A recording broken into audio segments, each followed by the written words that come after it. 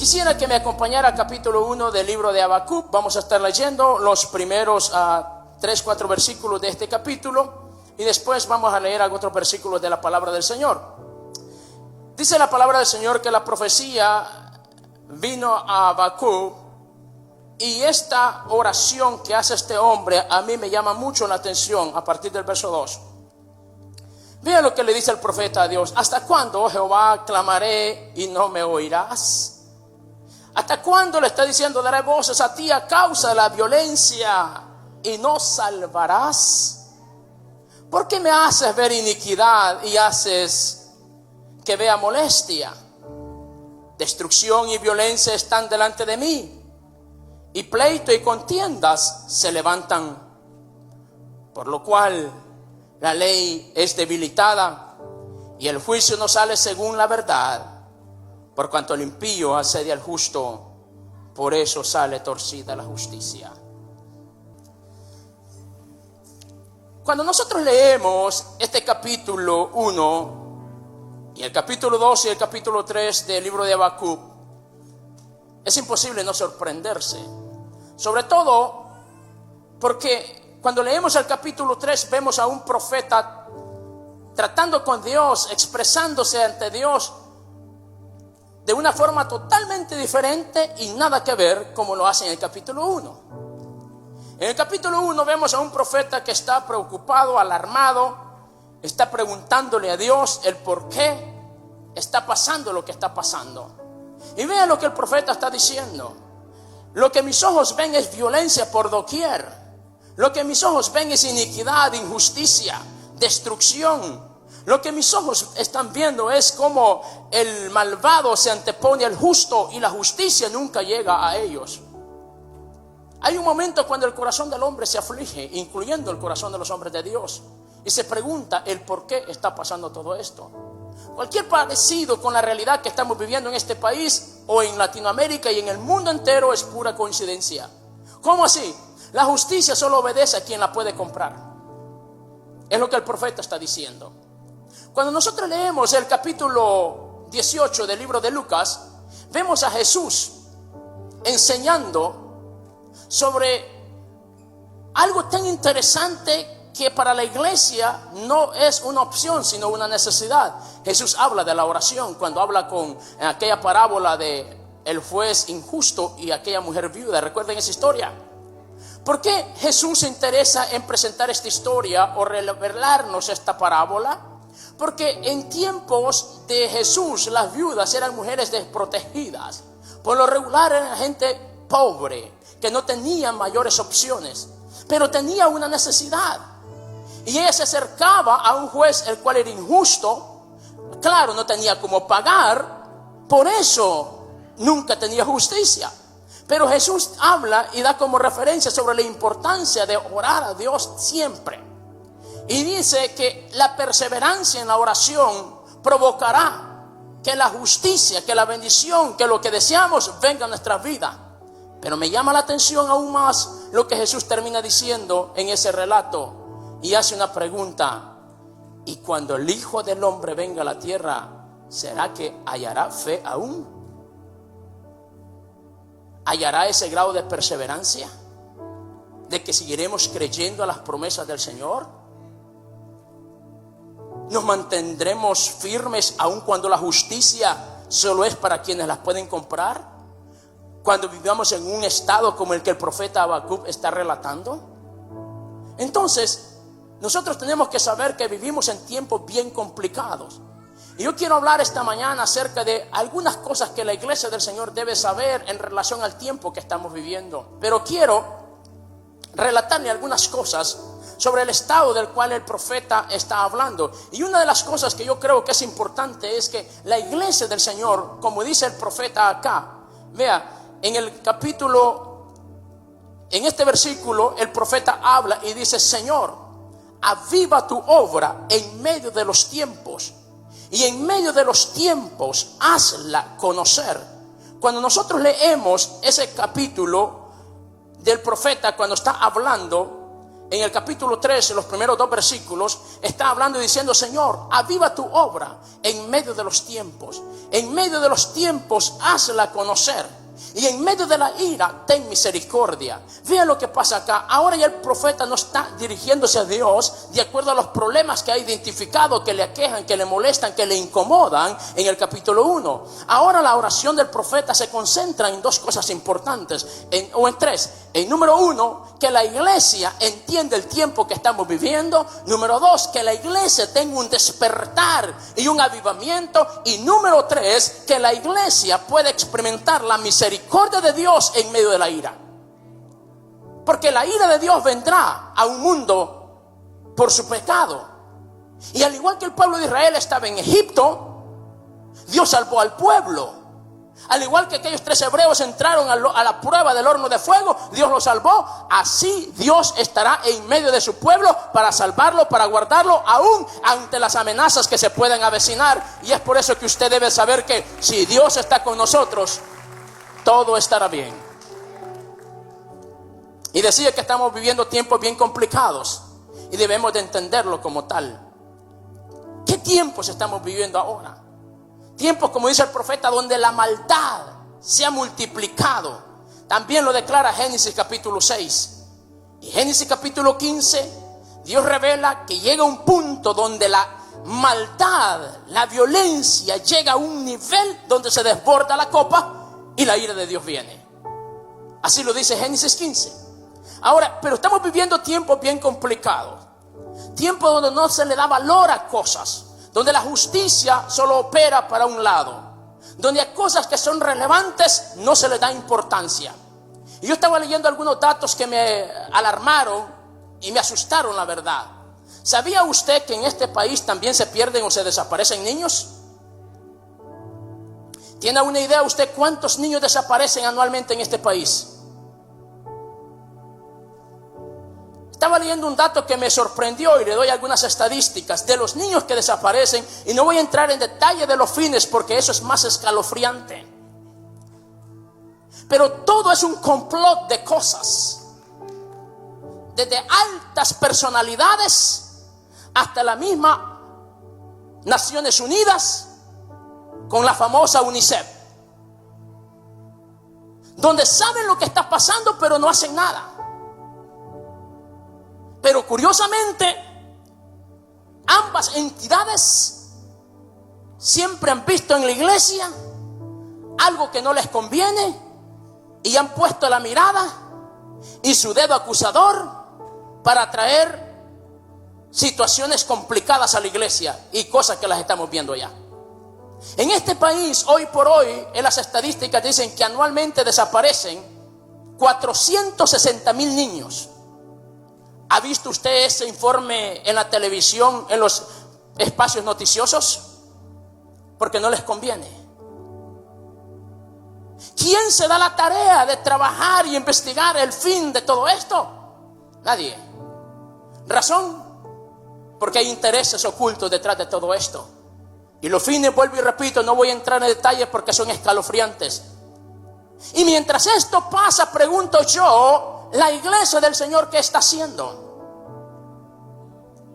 En la inmensa mayoría de los casos, el estado de la iglesia es que desconoce estas situaciones y por ende nos enfocamos en una vida cotidiana de un ir y venir, mientras alguien, yo no puedo imaginar que siente un papá. Si yo tuve una experiencia que en mi propia casa, por 30 segundos quizás o 40 segundos, no vi a mi hija, a mi esposa sale al estacionamiento, no la ve, pero estamos hablando segundos. Vive Jehová que digo verdad, ni un minuto. Yo entré a la puerta, ella viene tras mí, ella no entra, mi esposa sale y no la ve. Pero como yo entré a la sala, ella sale al estacionamiento, trata de identificar. Claro, ella había salido a la parte del patio interno. Pero vuelvo y repito, no tardamos quizás 40, yo creo que mi hijo iba llegando en ese momento y nos vio con los ojos de afuera, que paríamos cangrejos, con los ojos de afuera. Segundos. ¿Cómo podrá vivir el resto de su vida un padre, una madre que ha perdido a un hijo y que no sabe cuál es su destino?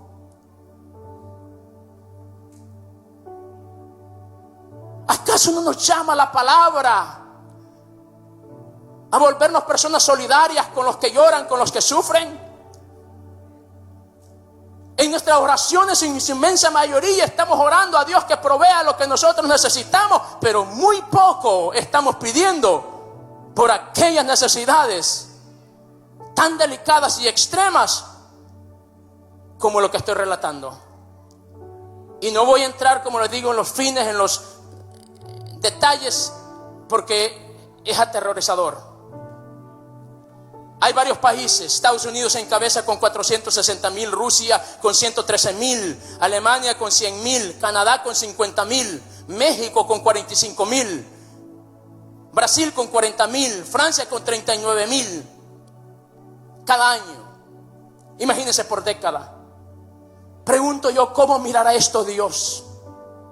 Cuando la Biblia declara y describe que los niños son de Dios y lo que están haciendo con lo que es de Dios.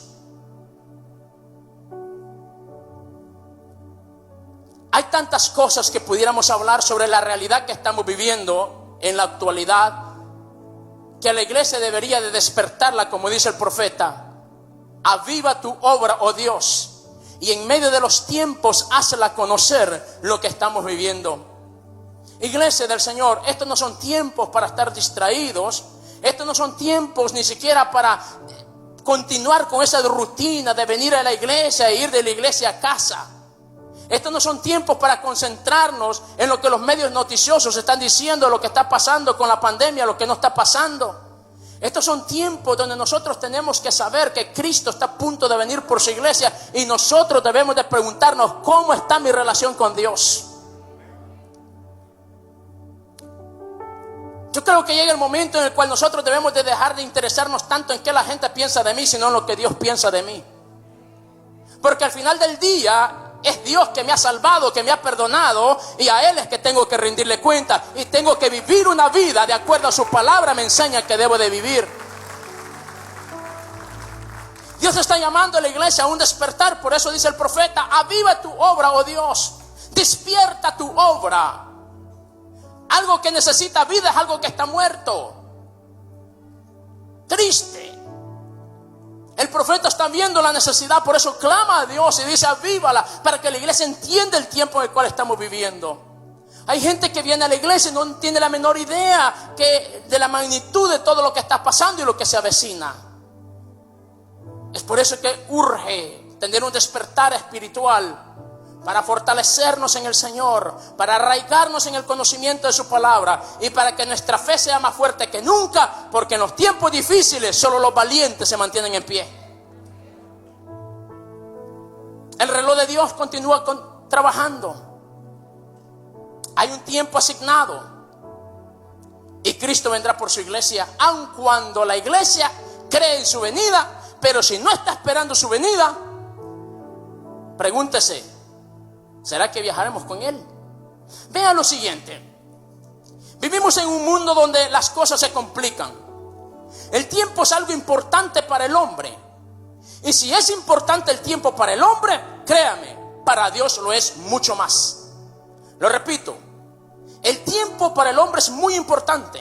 Hemos llegado a diseñar y a inventarnos cosas como los relojes electrónicos, porque medir el tiempo por horas y minutos ya no es suficiente. Medir el tiempo por segundos tampoco es suficiente. Cuando nosotros vemos las olimpiadas, por decir algo, los primeros, segundos y terceros lugares se definen por segundos o por milésimas de segundo. Entonces vea, si para el hombre el tiempo es tan importante que ha llegado a diseñarlo, a descubrirlo al punto de precisarlo hasta por milésimas de segundo, créame que para Dios el tiempo es mucho más importante. ¿Y por qué yo debo de estar sintonizado con el tiempo? Porque usted y yo como iglesia del Señor necesitamos reaccionar, porque estamos viviendo tiempo decisivo, tiempo donde la violencia se ha desencadenado como nunca antes. ¿Ha visto usted lo que está pasando en este país acerca de la violencia, el anarquismo? Y le pregunto yo, ¿todo esto es promovido por gente mayor o por gente joven? Ahora bien, Más adelante hablaré de eso, de lo que habla la Escritura sobre lo que está pasando y por qué la iglesia necesita despertar. Decía, son tiempos complicados. La venida de Cristo está a las puertas y algo más importante todavía es que hay un infierno que espera a todo aquel que no conoció a Cristo. Y dentro de esa larga lista hay familiares nuestros. Es más, y voy a decir algo que sé que va a incomodar, pero no estoy aquí para sobar la espalda. Estoy aquí para traer un mensaje de Dios. Dentro de esa lista hay gente acá presente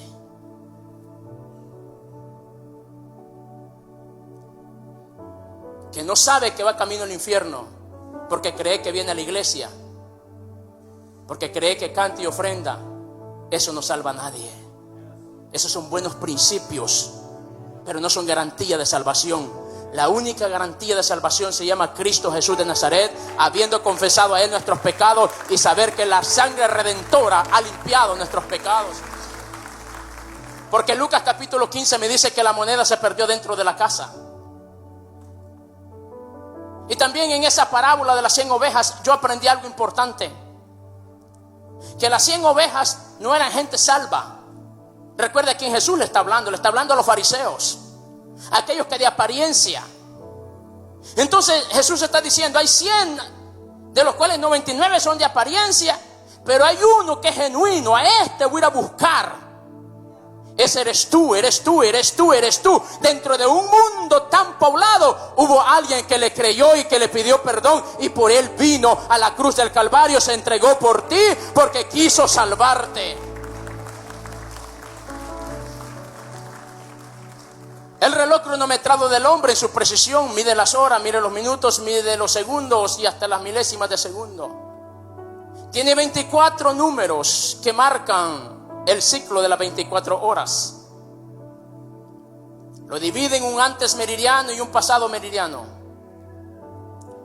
El reloj de Dios, al igual que el reloj del hombre cronometrado, sigue también marcando pautas y mide el tiempo aún con mayor precisión que el reloj del hombre. Aun cuando es raro, porque el reloj que conocemos tiene 24 números, el reloj de Dios solo tiene 7. Y hablamos de los 7 milenios, o de los cuales ya hemos recorrido casi 6, si no es que los 6 ya. Acuérdese de la gracia. Acuérdese que el reloj profético de Dios y el reloj bíblico difiere del reloj gregoriano que vivimos, porque este solo tiene 360 días. Decía que solo tiene 7 números que representan los 7 milenios, 4 antes de Cristo y 3 después de Cristo. Los 4 ya pasaron, pero también este reloj decía que marca los milenios, los siglos, los medios siglos, los meses, los días, los minutos, las horas y hasta los segundos, aunque usted no lo crea, y con mayor precisión que el reloj del hombre. Porque en el reloj profético de Dios el plan de redención es perfecto. El reloj de Dios puede ser leído por todo ser humano porque lo encontramos en la Biblia y está accesible para todo aquel que lo quiera leer. El número 7 en la Biblia siempre ha sido un número sobresaliente porque este indica perfección o algo completo. Cuando nosotros leemos la palabra del Señor y sobre todo en el libro de Apocalipsis, encontramos que el número 7 sobresale en varias ocasiones y debemos de prestarle atención. Su frecuencia por la cual sale nos habla acerca de 7 lámparas, acerca de 7 candeleros, acerca de 7 iglesias, 7 ojos, 7 cuernos, 7 espíritus, 7 ángeles, 7 sellos, 7 trompetas, 7 truenos, 7 plagas y 7 copas. El reloj de Dios en relación al reloj del hombre, tenemos que saber que empieza desde el origen de la humanidad acá en la tierra. Nosotros vemos de Adán y Eva. Adán murió a sus 930 años. Luego, después de ello, vemos la existencia que Dios habla acerca de Enoc. Y luego nosotros vemos, después de esto, que el reloj de Dios marca el número 1 y pasa el primer milenio. Poco de medio siglo después, Dios llama a un Noé con 600 años para que construya un barca, salve a su familia de un diluvio que se avecinaba. De su descendencia de Hem, Cam y Jafet, Dios levanta una nueva generación y la tierra se multiplica. Transcurren los años, vive Job. Años más tarde aparece Abraham con su llamamiento poderoso y un milenio más ha transcurrido y el reloj de Dios marcó el número 2. 86 años más tarde, Abraham, cuando este hombre ha oído la voz de Dios y en obediencia a eso se desplaza, hay una promesa, la cual tarda, y Dios permite que suceda algo. Cuando aquella egipcia llamada Agar se une a Abraham y le da un hijo llamado Ismael. 13 años más tarde Dios destruye a Sodoma y Gomorra. Un año más tarde después de eso, Dios visita nuevamente a Abraham y le permite a Sara que pueda dar a luz a un Isaac, del cual nace Jacob, y de Jacob las 12 tribus, las cuales por circunstancias complicadas en su tiempo tuvieron que descender a Egipto. Después de haber estado 400 años allí, Dios saca a un Moisés preservándole la vida en medio de tiempos difíciles y lo lleva a prepararlo por 40 años al desierto de Madián. Y estando en el desierto de Madián, Dios lo llama de regreso a Egipto, pero ahora en calidad de libertador. Ahora nosotros vemos cómo el pueblo de Israel sale de Egipto y a un Josué cruzando a un río Jordán y a una tierra prometida, y un milenio más transcurre y el milenio de Dios marca el número 3. Cuando el reloj de Dios marca el número 3, nosotros vemos que después de esto, después de que ha pasado la historia de David también, Salomón sucede el trono se rompe en dos, las 10 tribus del norte son llamadas o identificadas como Israel, las 2 del sur como Judá o Jerusalén.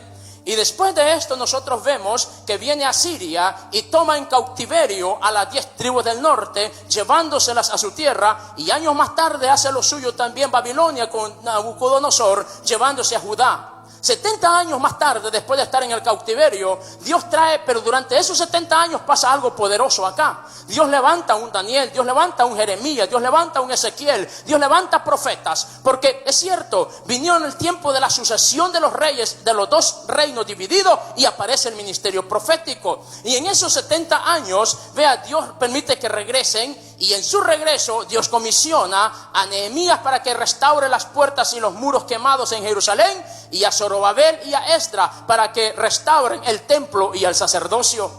Mientras Dios está haciendo esto con Judá, también está haciendo lo suyo con las 10 tribus del norte en Asiria. En ese mismo periodo de tiempo, Dios levanta a una Esther y permite que llegue al reinado como la primera dama para salvar la vida de un pueblo amenazado en una terrible matanza en masas, como lo pensaba hacer Amán. Y Dios levanta a Esther para preservarle la vida a esta gente. Ahora bien, cuando nosotros vemos esto, también el tiempo sigue transcurriendo, y con ello la última voz profética del Antiguo Testamento de Malaquías, y consigo empiezan también 400 largos años de silencio, que el reloj de Dios consigo marcó el número 4, porque un milenio más había transcurrido. Por eso Jesús dice a través de Pablo en Gálatas, y cuando el tiempo del cumplimiento, dice, nació nuestro amado Señor y Salvador Jesucristo, el cual vino marcando un milenio más, un antes y un después en la historia humana. Aparece Juan el Bautista, el precursor del Evangelio o de Cristo mismo, de su obra redentora. Y todos hemos escuchado aquella frase cuando el Señor es presentado por Juan al decir, he aquí el Cordero de Dios que quita el pecado del mundo. El Señor empieza su ministerio, predica, enseña, sana, liberta a los cautivos, da vista a los ciegos, pero solo un tiempo después, ese mismo Jesús que tanto bien ha hecho a la humanidad y a su sociedad, ahora es arrestado, es acusado en un juicio del cual relataba el profeta Habacuc, injusto, es hallado culpable, es condenado, sentenciado a muerte y llevado al Calvario. Después de haber sido sepultado para sorpresa de sus agresores y de quienes le juzgaron y le crucificaron, solo 3 días fueron suficientes para que Él se levantara con poder y gloria de la tumba, porque la muerte no le pudo detener, porque Él es el Dios de la vida, y Él dijo, a mí la vida nadie me la quita, yo la pongo y yo también la tomo. Para sorpresa de aquellos que creyeron verle vencido, ahora le vieron resucitado. 40 días después Jesús asciende al cielo, Y solo 10 días más tarde, la promesa vino sobre aquellos que estaban reunidos en aquel lugar llamado aposento alto. Y una investidura como nunca antes se la habían visto hasta ese momento de la historia llenó de gozo, de alegría, que provocó un escándalo en toda la ciudad, tanto así que tuvieron que venir a ver qué era lo que estaba pasando. Y para sorpresa de ellos, aquellos hombres que habían sido temerosos o considerados como indignos, ahora el poder de Dios está sobre de ellos. Pero a partir de ese momento la iglesia del Señor nunca más fue igual. Hubo un antes y un después en la historia de la iglesia. Y aparece el apóstol Pablo con la tarea de predicar el evangelio alrededor del mundo, y consigo también aparecen las epístolas escritas. También aparece el apóstol Juan, a quien habían desterrado en una isla de alguien que se quisieron deshacer. Pero vea lo que pasa: cuando Dios tiene un llamado, cuando Dios tiene un propósito, no importa cuánto te aíslen, no importa dónde te manden, Dios estará contigo. Y allí en la soledad Dios le reveló el libro de Apocalipsis, libro que se convierte en un bosquejo de la iglesia futura, del tiempo del Pentecostés a la segunda venida de Cristo. Y en estos capítulos primeros del libro de Apocalipsis, nosotros encontramos un poderoso mensaje dado por Dios mismo a las 7 iglesias, las cuales representan 7 diferentes etapas que la iglesia de Cristo ha tenido que pasar y continuará mientras Cristo venga acá en la tierra. La pregunta es: si hemos transcurrido ya cerca de 6,000 años, 6,000 años de historia humana, 6,000 años de dolor, de violencia, de muerte, de llanto y lágrimas. Leyendo un dato al respecto, me sorprendió algo. De 6,000 años casi transcurridos ya, este mundo solo ha conocido 25 años de paz. De 6,000. Es que el proverbista dice que la maldad está ligada al corazón del hombre. Y no podemos esperar cosas buenas de algo que su naturaleza es contaminante. Y es por eso que se hace necesario que Cristo venga al corazón del hombre y transforme su mente, su corazón y su accionar. Y eso solo lo puede hacer Dios. Por eso vivimos en un mundo del cual no podemos esperar mucho ni expectar mucho. Independientemente de que tan optimistas usted y yo seamos, el mundo continuará su caminar. Por eso el Señor dice: mirad, velad y orad. 3 cosas importantes: mirad, orad y velad. ¿Por qué es importante prestarle atención a estas 3 expresiones? Porque alguien que mira es alguien que está atento a lo que está pasando. Velad es alguien que no duerme, que está a la expectativa. Y cuando entendemos y vemos lo que está pasando, no nos quedará otra opción que orar. Porque las cosas no van a cambiar. El mundo seguirá su curso. Pero en la oración somos fortalecidos, en la oración somos vitalizados, en la oración conocemos a Dios, en la oración recibimos respuesta de Dios, en la oración recibimos revelación de Dios, en la oración somos instruidos sobre el qué hacer. Por eso la iglesia necesita orar y buscar a Dios más que nunca, porque la oración es un arma poderosa donde el enemigo no lo sabe todo, pero en la oración Dios te revelará lo que hay que hacer. El primer mensaje de la iglesia que encontramos acá en el capítulo 2 de Apocalipsis está relatado y dirigido a la iglesia de Éfeso, que representa la historia del periodo de la iglesia apostólica desde su fundación hasta los primeros 100 años. En la etapa de Éfeso suceden tantas cosas. Éfeso significa deseable o admirable.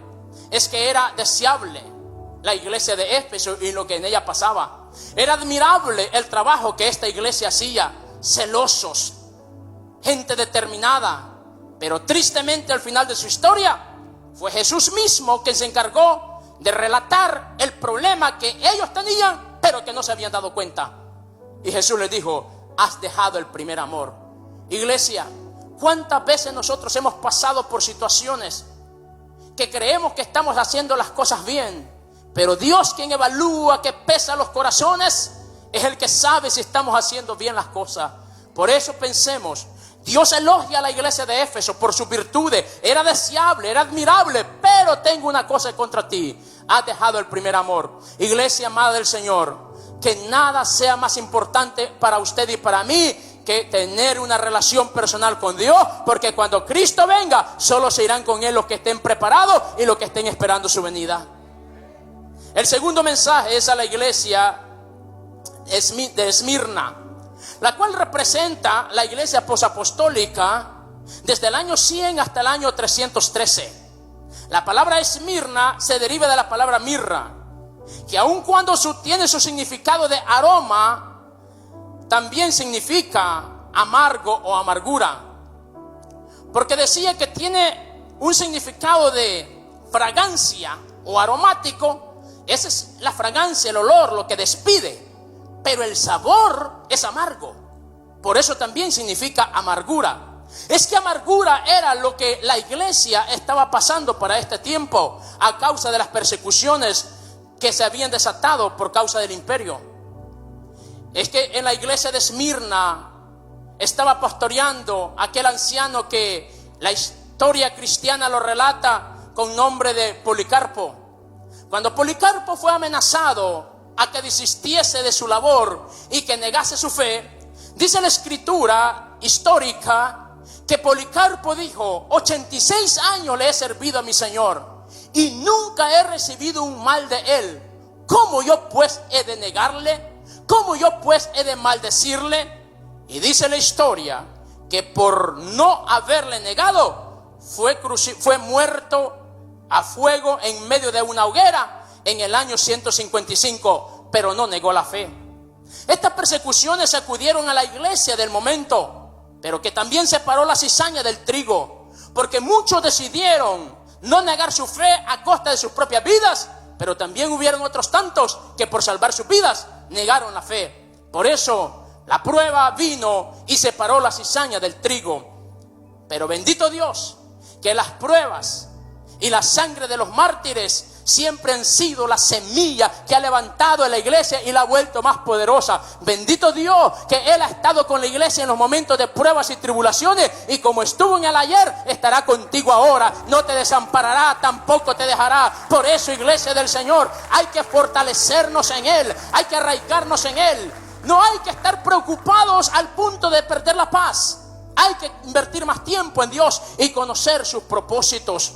Vea lo importante. El tercer mensaje a la iglesia de Pérgamo. Esta representa la historia de la iglesia desde el año 313 al año 590.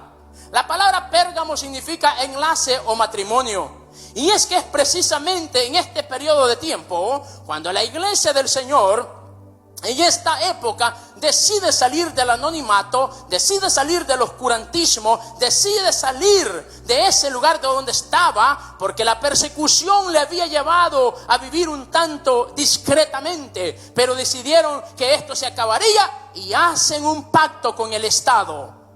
Y esto provocó que la luz, que la imagen, que la influencia brillase, pero ante los ojos de Dios. Esto provocó que la gloria de Dios que brillaba en ella desapareciera. Y fue así como nosotros podemos ver que en la historia antes leída, Satanás no pudo destruir a una iglesia a pesar de las persecuciones y el martirio, pero ahora fácilmente lo hizo a través de la influencia, a través del prestigio. Por eso tenemos que tener cuidado y saber que no fuimos llamados para hacer influencia, fuimos llamados para anunciar el evangelio, fuimos llamados para que la gente conozca que la iglesia es la puerta que lleva al cielo a través de Jesucristo. Usted y yo somos esos mensajeros. Nuestro llamado es a predicar la palabra, lo repito, nuestro llamado es a dar testimonio de nuestra fe en Cristo. Nuestro llamado es decirle al mundo que Dios les ama y que Él puede salvar sus vidas. Fue así como los pastores y los obispos de la época, movidos por la influencia y el prestigio y la autoridad que el Estado les había dado, contribuyeron para que en el año 604 surgiera lo que ahora conocemos como el papado.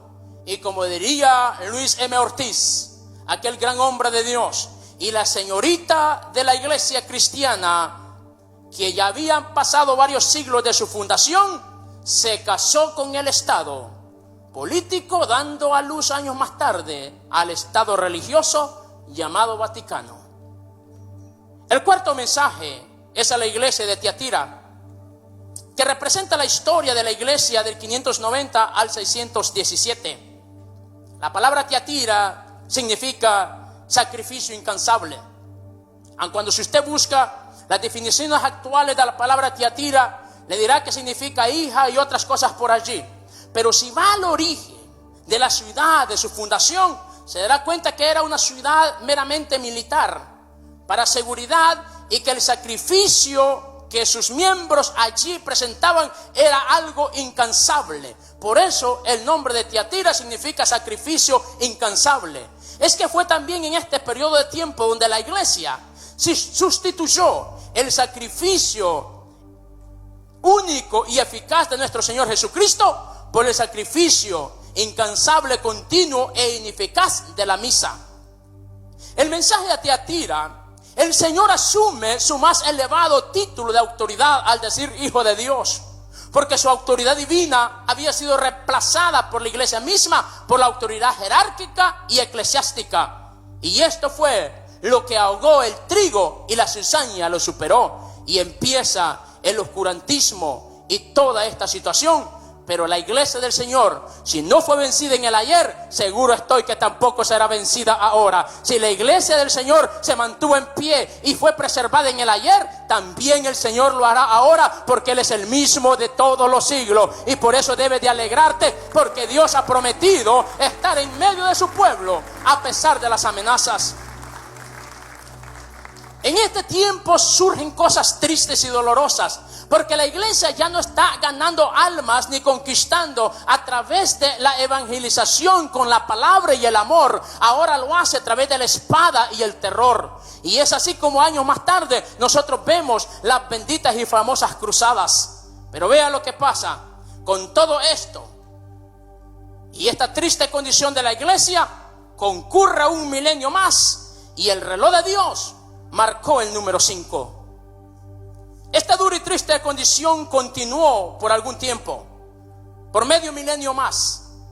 Pero Dios en su misericordia y en medio de este tiempo difícil y peligroso, quiso que se levantaran hombres que no escatimaran sus propias vidas y que dijeran lo que tenían que decir, como Juan Hus, que fue quemado vivo en Constanza en el año 1415, como Cliff, que fue también crucificado o muerto en Inglaterra en el 1380, como el italiano Girolamo Sandovola en Florencia, Italia, quien después de haber sido martirizado tampoco negó la fe en el 1498. En este periodo de tiempo fueron muchos los que ofrendaron sus vidas por causa del evangelio y por mantenerse firmes en la convicción de lo que ellos habían creído. Prefirieron convertirse en mártires y morir por causa del evangelio, pero nunca murió la causa por la cual ellos lucharon y perseveraron. Y esa causa es la que un día el evangelio permitió que llegara a usted y a mí.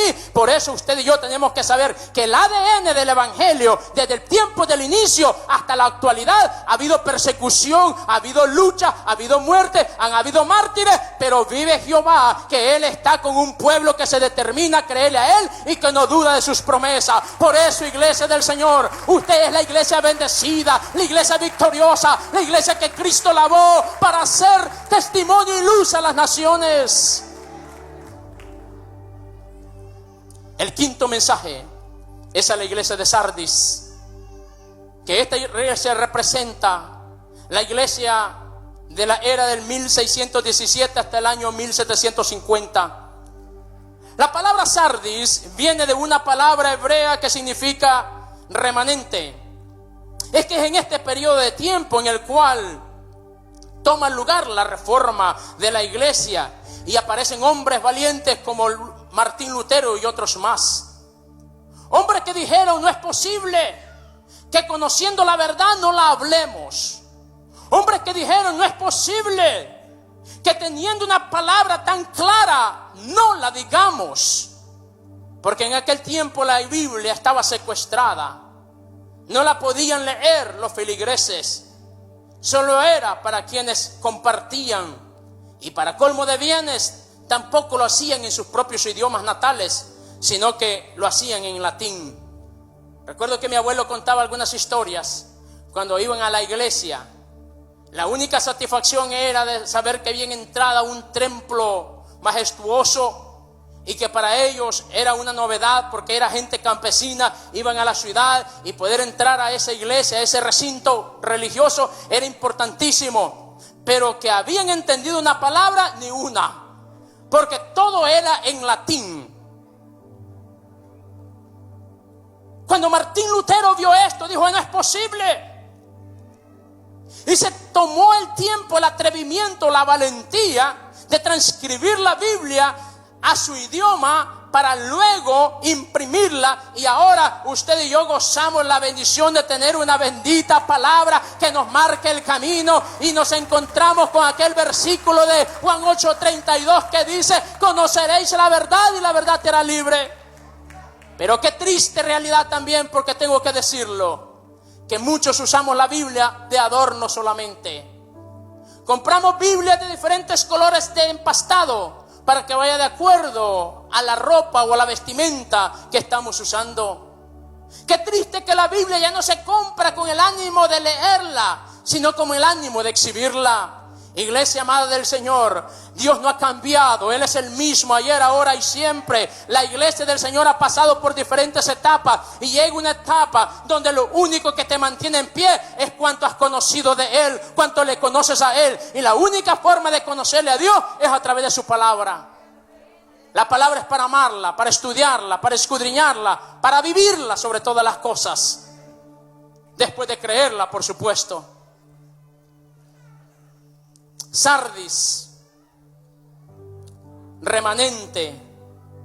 Este movimiento de Lutero fue importante porque estremeció casi toda Europa, pero lamentablemente, a pesar de los años, perdió vida espiritual, porque el movimiento de Lutero años más tarde se convirtió en un protestantismo plagado de reglas y dogmas, y donde tristemente ahora hay gente que defiende más las reglas y las dogmas que la causa misma de Cristo.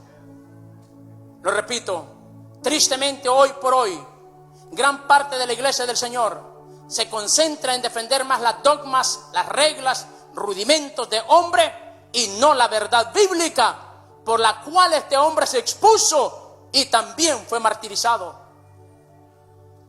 Que Dios tenga misericordia de nosotros, iglesia. Estamos viviendo tiempos que es para prestarle atención.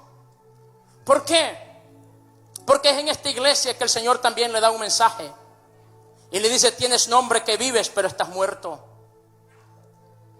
¿Cuántos cristianos somos de apariencia cristianos para la gente, pero para Dios, en realidad, nuestra condición espiritual pueda que sea otra? Por eso el Señor habla a través del profeta Habacuc y dice: aviva tu obra, oh Dios, en medio de los tiempos. Dale vida a aquello que está muerto en estos tiempos tan complicados. Porque solo estando vivos podemos oír y podemos entender. Lo repito, solo estando vivos seremos capaces de ver y entender el momento que estamos viviendo. El sexto mensaje fue a la iglesia de Filadelfia, la cual representa la historia de la iglesia del año 1750 hasta la era del arrebatamiento de la iglesia al cielo, el cual será muy pronto. Veo que no se alegra mucho, porque les digo que será muy pronto. En lo personal, esto me emociona y me llena de gozo, porque cuando Cristo venga por su iglesia, amado mío, será una experiencia que no somos capaces de imaginarla siquiera. Pablo no encontró palabras para poder describir lo que él había visto, y eso debe de llenarnos de alegría y de emoción a usted y a mí, que Cristo viene por su iglesia. El sufrimiento pasará, los tormentos pasarán. Oh, será una alegría inexplicable. Cristo viene, y nosotros vemos que Filadelfia significa amor fraternal. A esta iglesia Dios dice: he puesto una puerta abierta delante de ti, la cual no puede ser cerrada. Es que es en este tiempo de a partir de 1750 donde surgen los movimientos misioneros más grandes de la historia, donde surgen los diferentes movimientos que llevaron el evangelio a los confines de la tierra. Fue durante esta era a la actualidad que surgen los grandes hombres de Dios, los evangelistas, los que transformaron el mundo, como Wesley, como Carey, como Tyler, y los más contemporáneos como Billy Graham y Raymond Bunker. Cuando nosotros vemos esto que ha pasado, ¿nos podemos alegrar o nos podemos entristecer? ¿Nos podemos alegrar porque sabemos que Cristo viene pronto? ¿O nos podemos entristecer porque hay gente que sigue creyendo que falta mucho tiempo para que Cristo venga?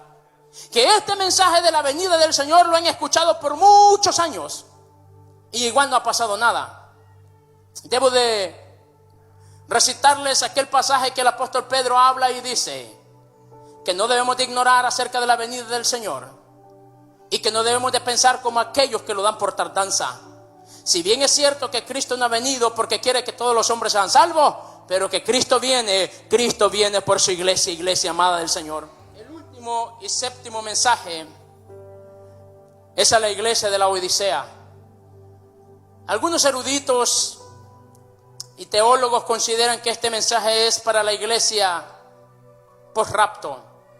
Otros creen que encierra en parte ese escenario previo al rapto, por el hecho que cuando usted lee el capítulo 3, verso 14 en adelante del libro de Apocalipsis, se encontrará con algunos detalles que Dios habla a través de este pasaje.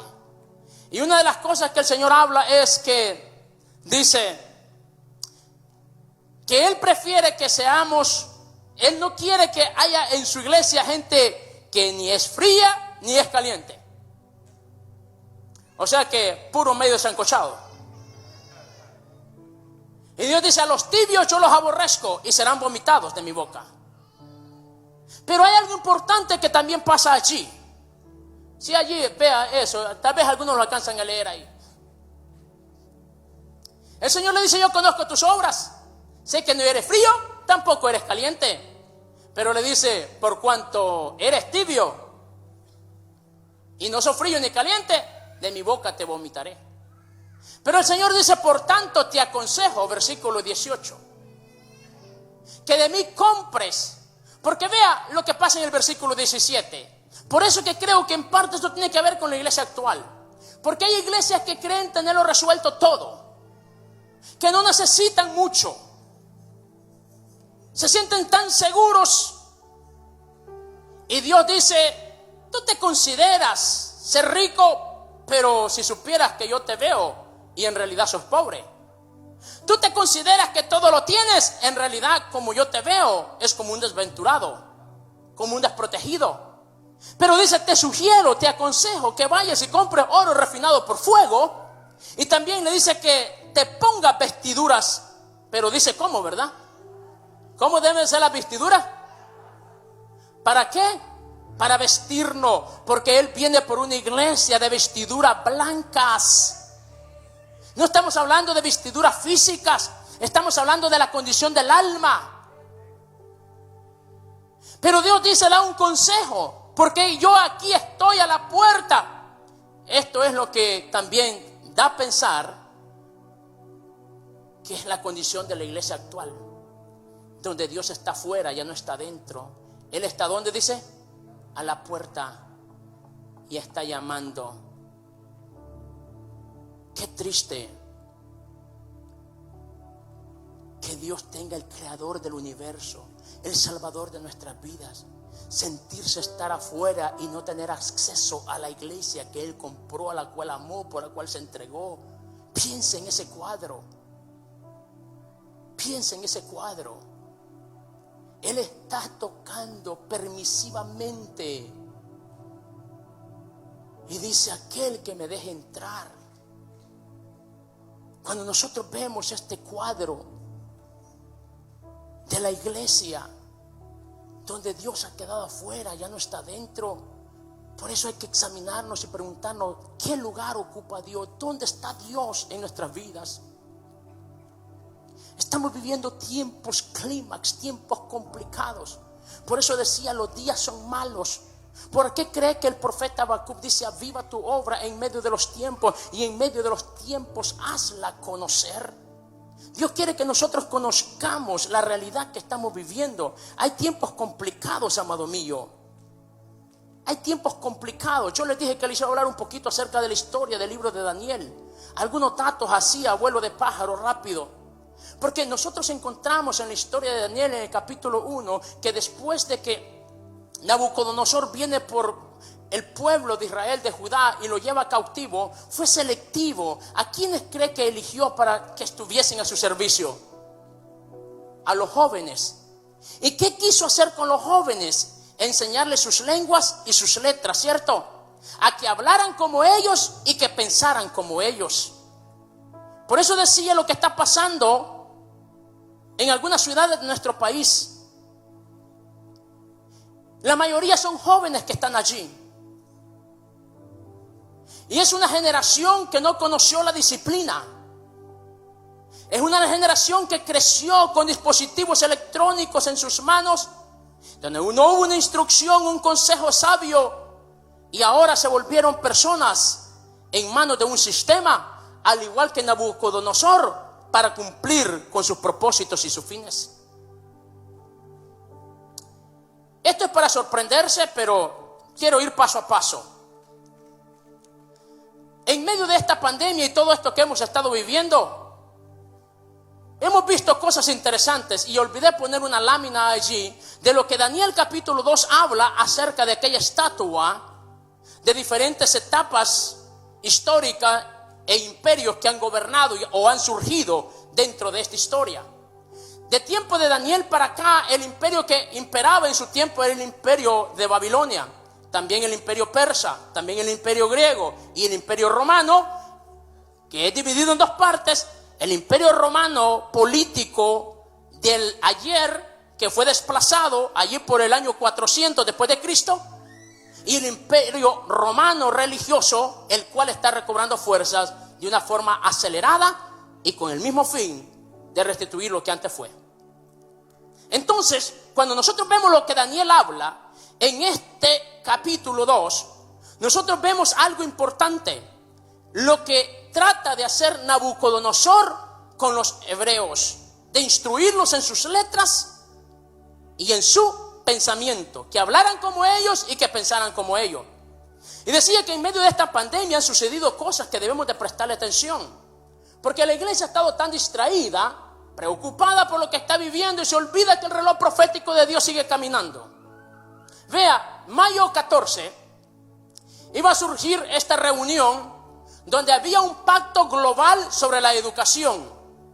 Y en este pacto global, no sé si me pueden pasar la lámina, en este pacto global es la primera lámina. En el pacto global de la educación, esta es una noticia del Vaticano. En este pacto, acá usted puede leer que estaba agendado para mayo 14, pero por causa de lo que ha pasado, fue movido para octubre 11 al 18 de este año. ¿En qué consiste este pacto? Es tomar la formación de nuestros niños. Es un pacto global de educación, donde los libros de texto van a ser ahora globales, porque llevan una misión: perturbar la enseñanza de la familia tradicional y formarlo de acuerdo a lo que ellos están preparando para un futuro. Una generación que no tenga temor de Dios, una generación que no crea en los valores familiares o valores morales. Porque en esta formación, si usted lee el artículo, el cual yo me tomé el tiempo de leerlo, parte de su contenido es que no se limita a la educación solamente. Y mucha o gran parte de la iglesia ni siquiera entendida de lo que está pasando, y están decidiendo sobre el futuro de nuestros hijos. Es lo más terrible. Por eso Jesús dijo: orad, mirad y velad. Y la iglesia tiene que asumir su rol. Ahora bien, cuando nosotros vemos esto, muéstrame la gráfica porque quiero ir rápido, porque aquí está hablando de edades desde primaria hasta high school, porque la universidad eso ya lo tienen controlado.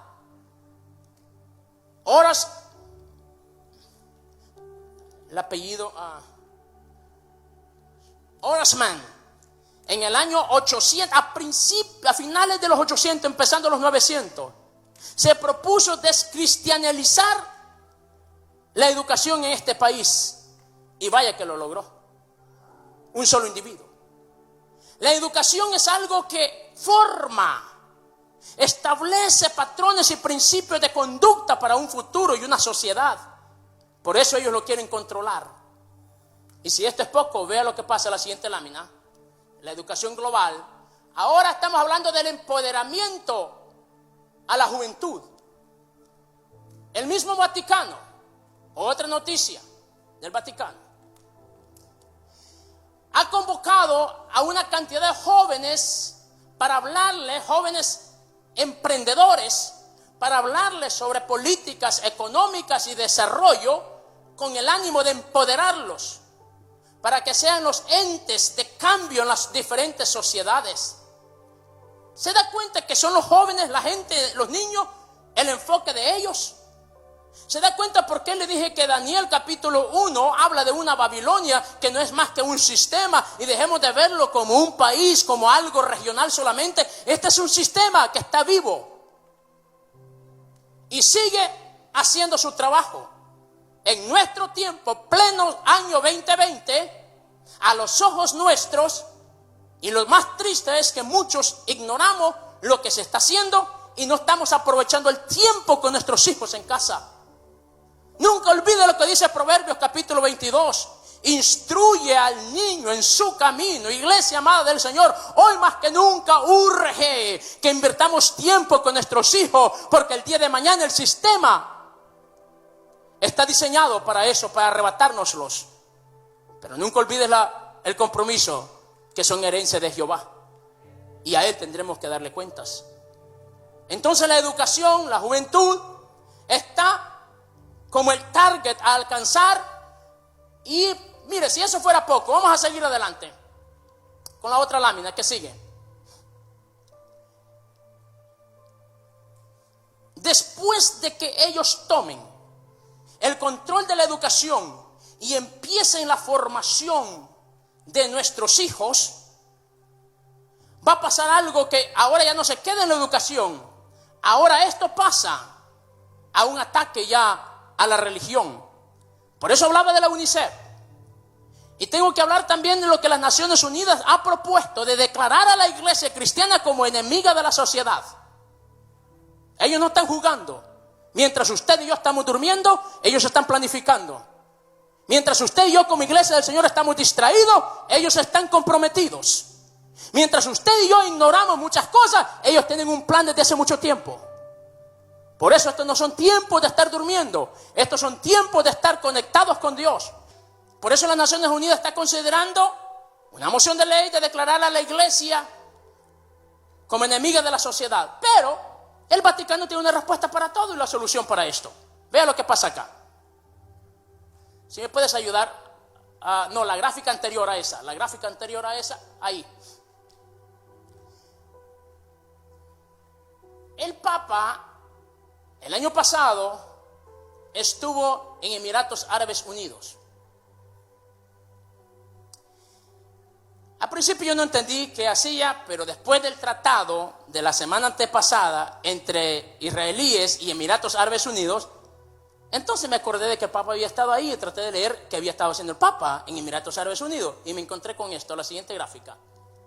Porque esta es una declaración que yo creo que debe de prestarse la importancia. Mire lo que el Papa está haciendo. Hablando acerca de la unidad religiosa. Él está hablando a los líderes religiosos. We build the future, construimos el futuro juntos. O de lo contrario, no habrá futuro. A los líderes religiosos. O construimos el futuro juntos, o de lo contrario, no habrá futuro. Esto lo dijo el año pasado. Allá. Pero mira la otra gráfica acá. Bueno, creo que me faltó una, no sé si hay una más ahí, creo que había una más. donde está reunido con todos los líderes religiosos, una tras de esa. No, me faltó una gráfica donde él está reunido en una ciudad de Italia con los líderes religiosos hindúes, budistas, árabes y cristianos y de todas las religiones, y están consensando sobre la importancia de orar juntos y unificar una sola fe para orar por la paz del mundo. Eso fue hace algunos años. Y en la próxima reunión, ellos le llaman a Inner Relations Summit, la próxima reunión consiste en determinar en el reescribir la Biblia. Porque es un libro muy viejo y anticuado y que hay palabras que ya no caben en el contexto de las necesidades de la sociedad actual. Prepárese, porque es cierto que van a sacar palabras de la Biblia, como la palabra infierno, como la palabra afeminados, como la palabra fornicación, como la palabra adulterio, y todo aquello que les ofende lo van a sacar. Pero no importa que lo saquen, Dios no ha cambiado de pensamiento todavía. Él sigue siendo el mismo y Él sigue sentado en su trono. Sé que el tiempo transcurre y quiero terminar rápido. Si me puedes ayudar con la siguiente lámina. Vea lo que pasa. Vivimos en un nuevo orden mundial ya. La economía, y quisiera hablar un poco acerca de la globalización, pero el tiempo no nos da para eso. Me llamó la atención esto cuando leí esto. One World Trade Center. O sea, están hablando de un centro de comercio mundial. Es que todo tiene sentido en la Biblia. Por algo tuvo que pasar el 9/11 en Estados Unidos, y donde el centro de comercio mundial que era para ese entonces, todos conocemos la historia. Nos dolió, sí. La gente que amamos a este país lloramos, sí. Pero también la Biblia tenía que seguir su curso. Y si usted lee el capítulo 17 y capítulo 18 del libro de Apocalipsis, se dará cuenta de que el nuevo centro mundial de comercio va a estar en el área del Medio Oriente. La Biblia lo dice. Ahora, cuando nosotros vemos esto, nos damos cuenta de varias cosas. Yo creo que esta es la última lámina que tengo acá, para llegar a algo más delicado que todavía. Guárdame ese un segundito. Cuando nosotros vemos lo que está pasando en la economía, cómo se maneja todo ahora, hace 3 semanas la Reserva Federal de este país, junto a un instituto de economía de la ciudad de Boston, en el estado de Massachusetts, acordaron implementar un plan que les permita desarrollar un prototipo de digitalización de moneda, como si ya no la tuviéramos, para los próximos 2 años. Estamos caminando a escalas agigantadas, cuando hoy por hoy el 92% de la moneda es digital en el mundo entero ya. La aparición de las criptomonedas, como están pasando en estos tiempos recientes, en China sobre todo, es para prestarle atención. ¿Cómo se mueve la economía mundial, la globalización? ¿Y qué tiene que ver esto con los últimos tiempos? Por eso es que la iglesia debe de saber que el Señor por algo dijo: orad, velad, mirad, velad y orad. Porque están pasando todas estas cosas y la venida del Señor está a las puertas, y nosotros no podemos estar tan distraídos. Si nada de lo que he dicho le ha causado una sorpresa, espero que lo último que voy a decir sí. Nosotros debemos de prepararnos, iglesia. En el año 1963, Madeleine Monroe se sintió incómoda porque su hijo era enseñado en clase de Biblia en la escuela, y llevó su caso a la Corte Suprema. Y en el año 1966 la Biblia fue sacada de las escuelas. Norma McCover, año 1969, se sintió incómodo con el último de sus embarazos y quiso abortarlo. El estado de Texas no permitía tal cosa para su tiempo. Llevaron el caso a la Corte Suprema, y para el año 1973 el aborto fue legalizado, como en la primera historia, también en la segunda, la iglesia guardó silencio. Hoy por hoy tenemos cerca del 1.000.000 de niños asesinados antes de nacer. Y si eso fuera poco, hay una ley en el estado de Nueva York que le permite a los doctores matar al niño 5 minutos después de haber nacido todavía con vida. ¿Sabes cuál es lo más doloroso? Que nosotros nos asustamos, pero al momento de elegir nunca pensamos por quién estamos votando. Porque a la gente se le enseñó a votar, nunca a elegir. ¿Ha notado usted que el Día Nacional se llama Día de Elecciones, verdad? Es elegir lo que vamos a ir a hacer, no a votar. Porque la sociedad le ha enseñado al pueblo a votar, pero no a elegir. Después nos quejamos, pero si nosotros mismos los pusimos ahí. Por eso usted debe considerar por quién está emitiendo su voto. Más de 46 millones de niños asesinados alrededor del mundo. ¿Cómo ve esto Dios? Me pregunto yo. Y no sobre el asesinato, sino sobre la iglesia que vive tan pasiva, tan desconectada de una realidad y por ende apoyando de una forma indirecta, promoviendo y poniendo candidatos que hacen y promueven tales cosas. Iglesia del Señor, nuestra responsabilidad cívica va más allá de emitir un voto. Antes de votar o elegir a alguien debemos de orar al Señor. Ahora bien, continúo. El matrimonio del mismo sexo. La primera vez que se habló de esto se consideró allá en el año 1970. No fue hasta allá por el año 93 que retomó fuerza nuevamente en una corte de Hawái, pero en el año 2004 se realizó la primera boda en la ciudad de San Francisco, estado de California, y para el año 2013 es una ley nacional. ¿Qué piensa Dios de todo esto? Y la pregunta obligada es, ¿dónde estaba la iglesia cuando todas estas cosas estaban pasando? Por eso decía que ser cristiano es algo más que ir a la iglesia. Ser cristiano es algo más que venir y hacer acto de presencia. Ser cristiano es identificarnos con la causa de Cristo.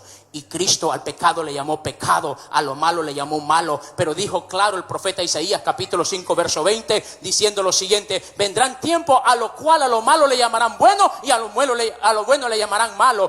Pero déjeme decirle que Dios no ha cambiado de padecer. Él sigue llamando pecado al pecado y malo a lo malo. Y Él viene por una iglesia que le cree y le espera a Él. Por eso, iglesia amada del Señor, no perdamos de vista nuestro llamado.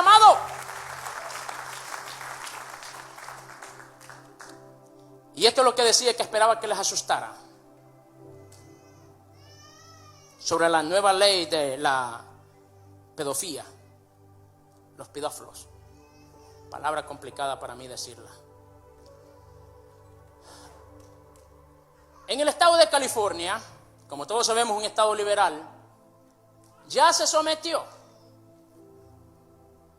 un artículo de ley que despenalice a los agresores sexuales de niños. Pero lo más delicado no es eso, lo que decía de Francia. Pasó una ley donde, mire lo contradictorio, aparentemente penaliza a los que cometen estos actos, pero a la vez los despenaliza. ¿Cómo así? Aparentemente han incrementado el rigor del peso de la ley para quienes lo cometen, pero quitaron el límite de edad de cual una persona puede tener sexo. O sea, no hay edad. Usted sabe que un niño es un niño. Y que un niño tristemente, no sé qué palabra usar, pero por desdicha, por ser así, con facilidad es manipulado, atemorizado. Y si se le manipula puede decir que sí, que estuvo de acuerdo, aun cuando en realidad no. Y al quitar la edad, dejaron abierto el camino para que lo puedan hacer. Pero esta nueva ley de la cual se habla, que incluso entrará al Congreso de Estados Unidos, es peor. Porque así como empezó la liberación sobre el matrimonio del mismo sexo, bajo la teoría que alguien se sentía atrapado en un cuerpo de un género diferente al cual era, y que a él o a ella le gustaba alguien de su mismo género, entonces tenemos que respetar, porque es su forma de pensar y sentir, y hay que admitirlo, y ahora es una ley.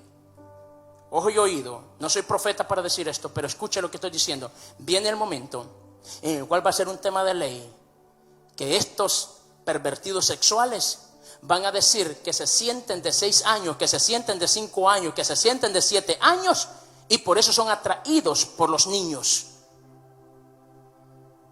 Y como es su sentimiento, hay que respetarlo. Así empezaron nosotros, y así terminará el camino. Porque la Biblia, claro, dice que en los tiempos finales sería como los días de Noé. Pedro habla de Lot y dice que era justo, pero que su alma se angustiaba día a día por lo que oía y lo que veía, lo que oía y lo que oía. Ese es el punto al cual nos estamos acercando ya. Donde oír esto aflige el alma. Pero viene el tiempo en el cual también se va a ver, y eso va a afligir más nuestra alma. Pero después de que Lot entra en ese estado de aflicción, donde no soportaba más, fue cuando también vino la redención de Lot. Por eso estamos llegando a puntos tan decisivos, donde el grado de aflicción por causa de la inmoralidad será tanto que la iglesia no va a tener otra opción que clamar, como dice Apocalipsis, el apóstol Juan: Señor, ven pronto. Señor, ven pronto. Cristo está a punto de regresar, iglesia. Si hablamos de moral, vivimos en un mundo que ya no la conoce. Que hablar de moral para muchos es ofensa. Pero sabes una cosa,